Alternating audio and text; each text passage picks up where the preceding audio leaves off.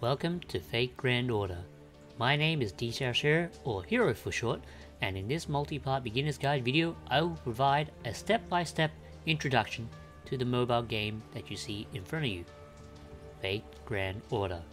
I'll be discussing topics on how you, a new player, will be able to understand basic concepts and learn how to play Fate Grand Order from the beginning. In the beginning, you will start with the prologue singularity, Fuyuki. Fuyuki is the first, or in this case, prologue singularity of the game, and it's one of the most important chapters of the story, the tutorial chapter. So make sure to complete this chapter and other future singularities once you unlock them. After completing Fuyuki, you'll be able to access the first singularity of the story, Orleans. Like any game completing and progressing through the story, or campaign mode, this will help you unlock new characters, which some characters are either going to be story locked, and certain story chapters are required to be completed in order to obtain them in the future.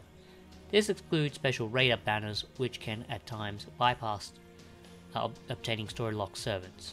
So you can unlock them in special ways, or completing story is required so that you can participate in future events, which certain chapters are required to be completed in order for you to join.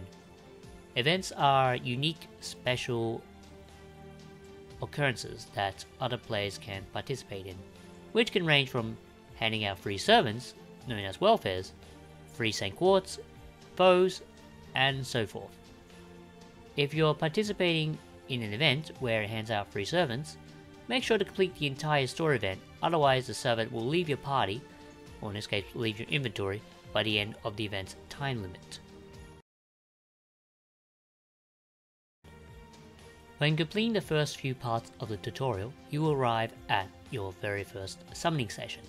This part of the tutorial is where most players who are most experienced in gacha games tend to quote-unquote reroll to get their most desired characters/units they need in the beginning.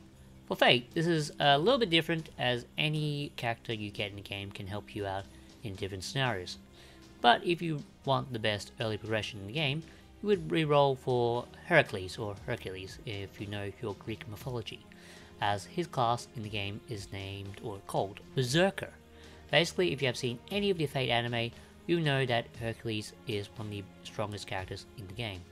So let's just see what we get from our first tutorial summon.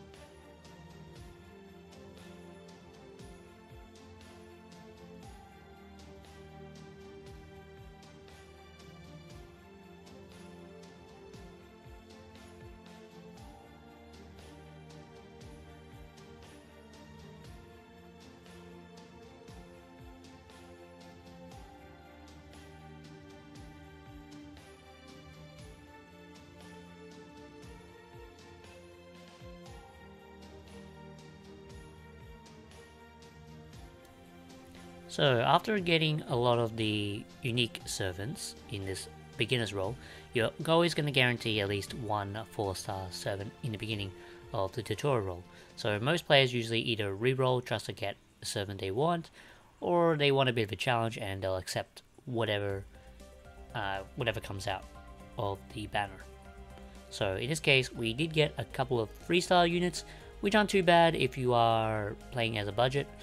But if you do want to go more in the game, this is where certain things tend to lead if you are going to roll more on different banners. In this case, we got one 4-star servant, and that was Emiya. Sometimes you can get at least sometimes you can get around 2 or more 4-star servants, but Emiya is actually not bad. He's actually very unique in terms of his archer class. But yeah, that's pretty much it. Now, when we discuss about classes, think of them as your typical Pokemon battle elements where you have fire, water, and grass. As water beats fire, fire beats grass, and grass beats water, etc, etc.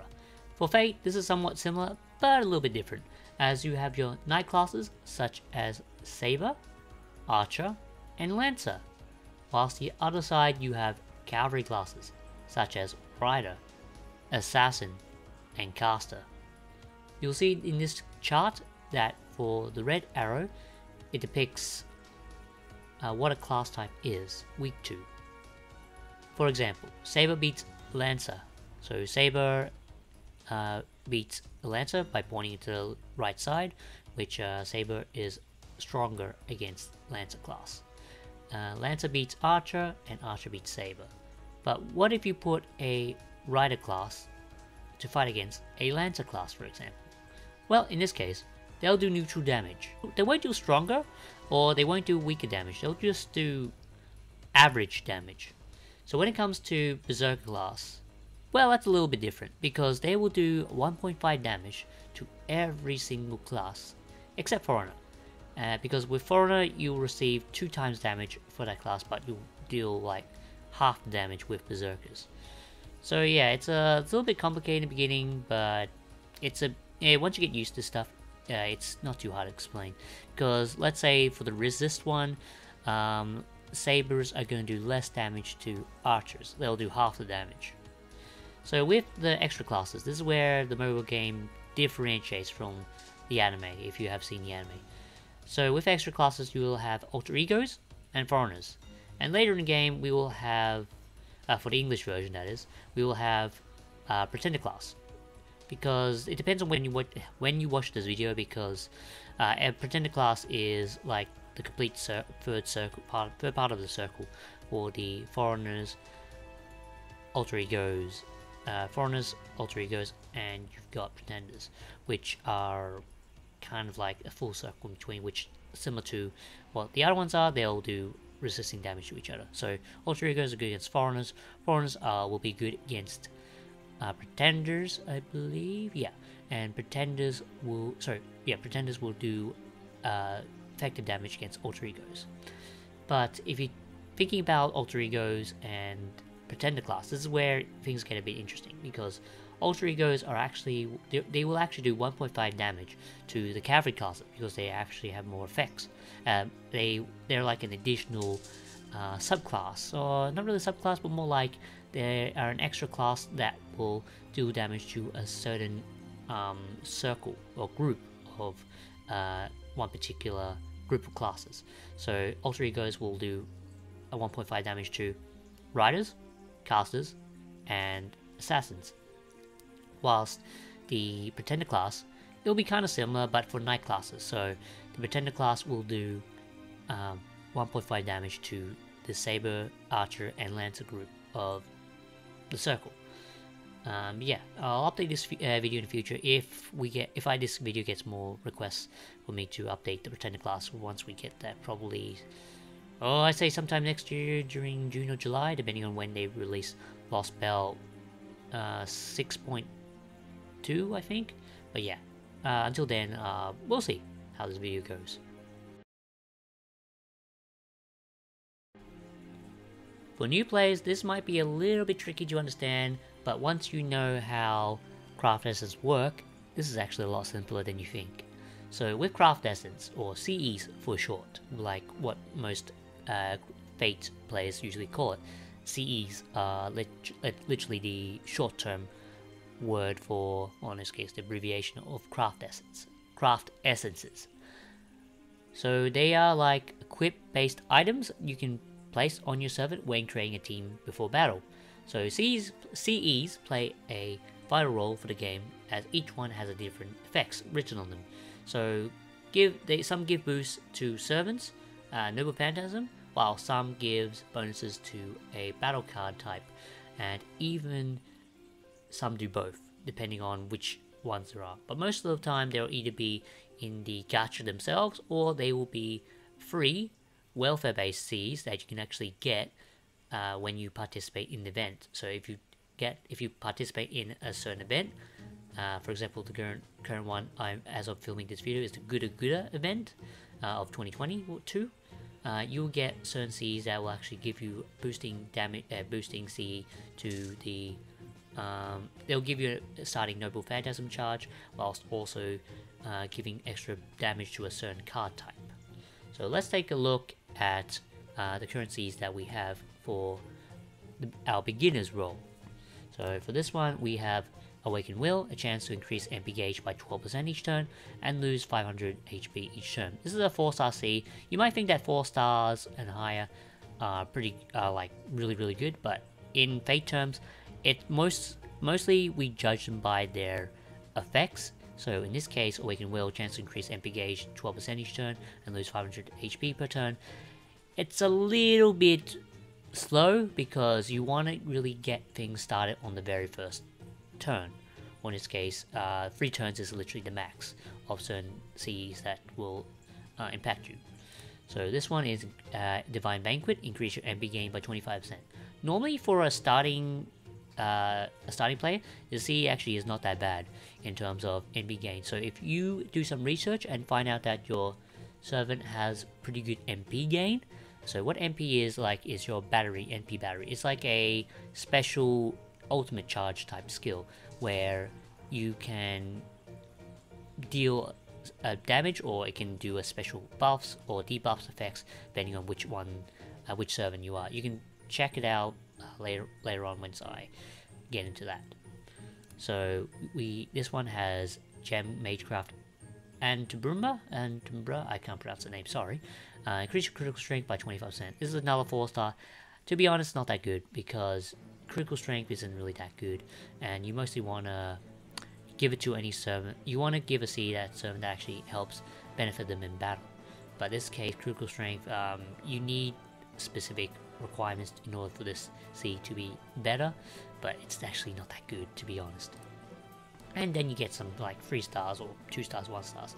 This is where some of them might be good or bad depending on the C where you can get it from. Mostly the best 3-star Cs are either going to be from the Gacha themselves, so the summoning banners, or it could be from you can get a free one from the event itself, event that you can pretty much get it from. So this one says restore all allies by HP by 800 HP when you are defeated. It's okay in instance. This one gives arts cards by 3 turns. Normally you want to give your servant extra bonus card damage, depending on if it's, well, you want to give it to you want to have a craft as a CE that has long-lasting effects rather than 3 turns. And yeah, these ones are pretty basic. So 3% for each card type, and then you get your like 2 stars, which you can get from the friend point banner, which you can do once every day.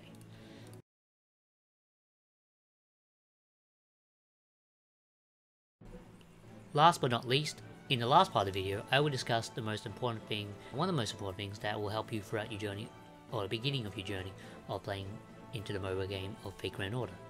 Number 1, let's talk about Fous. So Fous is what you can get on the friend point banner, summoning banner, or you can actually get it from the shop in general. So you discover this cat-like, dog-like creature. So let's click on a character, for example, that we have the appropriate Faux card to. This cat-like, dog-like creature. To put it simply, Fous are used to enhance a servant's attack or health points. In this case, we have got a Faux that says status up. So in this case, this will be a, I believe it might be a HP Faux. No, it's attack Faux, sorry. So this attack Faux, so this Faux will increase a servant's attack by depending on how much points it is given. Normally, if it's like 1 star, it's like 10 points. If it's 2 star, it will be 25 points, and 3 stars are usually 100 points if I remember correctly, or it might be 50 and 100 depending, but yeah, it depends on what type of foes you give it. So each foe will give a slight boost to the servant. You can find out when you enhance your servant, for example, like Eric. So in this case, your attack will, in the left side of the 1 out 25 in the enhancement result, so we have our attack of 1116, if we give this foe to Eric, his attack will go up by 10, so it'll reach a total of 1,126. This will do if you can max it out to 1,000, which is not too hard to do in this game, because once you get a lot of once you get like 20 3-star foes, you can easily max out enough 3-star foes. You can actually max out a servant's attack or HP value, and you can actually give them, this will give them actually a bit of a boost in terms of surviving a battle or dealing more damage in battle, which is pretty good. When you enter your first battle in Fate Grand Order, or FGO for short, you'll be introduced to the battle system. Now there's 3 cards to remember, well in this case to know by. You have your Buster cards, which is the red card, the Arts card, which is the blue card, and green is Quick. So Buster is used for strong damage, but will not gather as much NP gain for your NP bar. Quick is used to gather additional stars, which is used when attacking with green card, and when attacking with this card you will do the least amount of damage, but in addition to these stars that you gain from the attacking your enemy, these crit stars for short, you obtain from your enemy will increase damage to your next cards you obtain of the following turn. So after this battle, in the next battle you will get a certain amount of stars that have been dropped from your enemy. So those stars will give your the next battle cards additional damage depending on what they are randomly given to. So last but not least, let's talk about Arts cards. Arts cards are the blue cards, which gather the most NP to your NP bar more than your Buster or Quick, as this card is mostly focused on increasing your NP bar rather than dealing higher damage or gaining stars to your next battle cards. So Arts cards are very powerful in terms of releasing your Noble Phantasm. So what a Noble Phantasm is a special skill that one servant can use. Each NP is different. Noble Phantasm, or NP for short, is different because each Noble Phantasm allows a servant to use their unique skill that they will get, that they can use, and it will either do buffs or debuffs, or do damage to a tremendous amount of damage to an enemy. So it can be either a AoE based Noble Phantasm attack, or it could be a single target Noble Phantasm attack. Also, you have, once you use a three types of, let's say if you use 3 of the same card for one particular servant, let's say for Artoria used in this tutorial battle, you use three of your Artoria cards.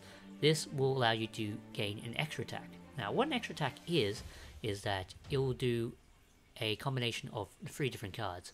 So you'll have your Arts, Buster and Quick all in the same attack, which is not bad.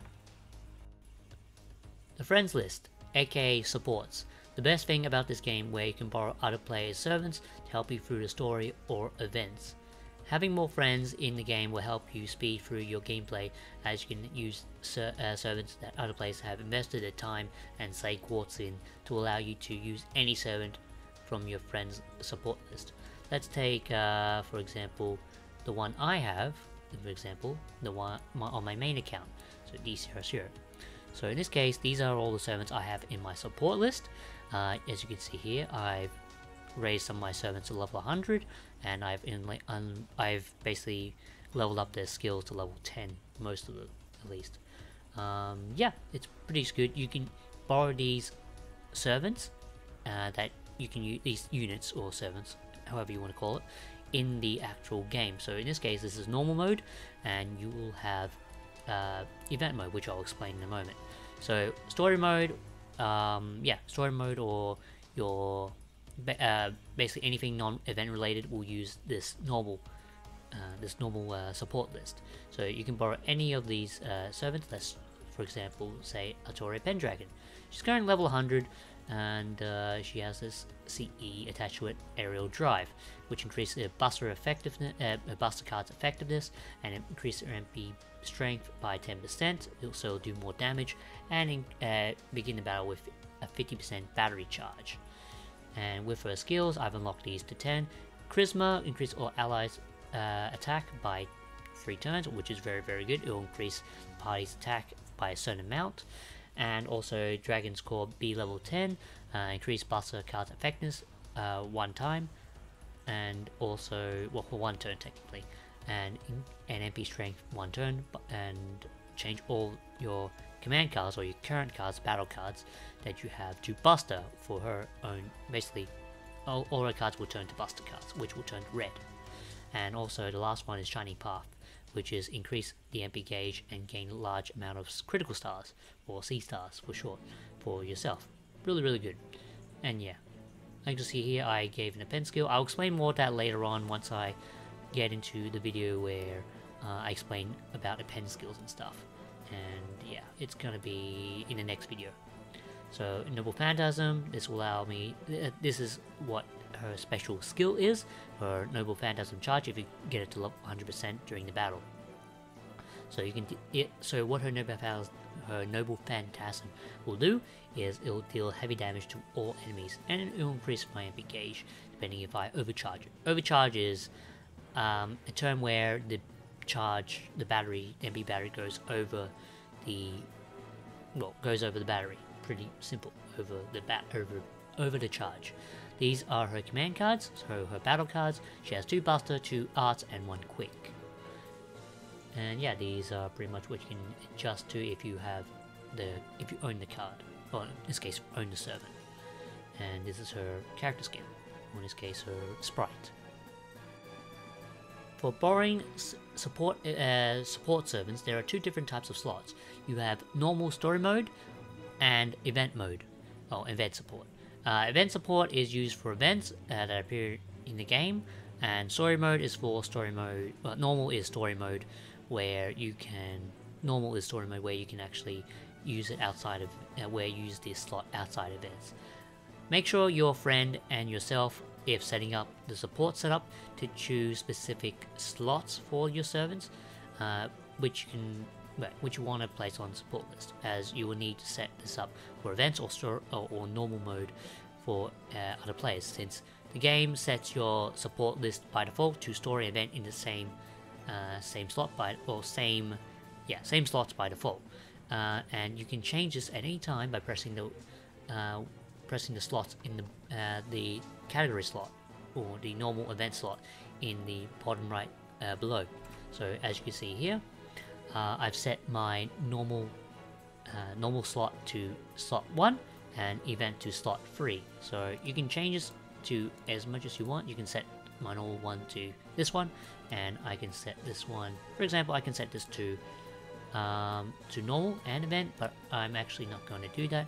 I'm just going to set that as actually I'll go back and set this up as the normal slot, whilst this one is the event slot, which you can choose to make this as event only. So your friends will only be able to use this this slot during this support list in this case for events only, and they can't use this one during the event list. They can only use this slot during they can only use this support for story mode or any other modes outside of events. Thank you for watching my first FGO Beginner's Guide video.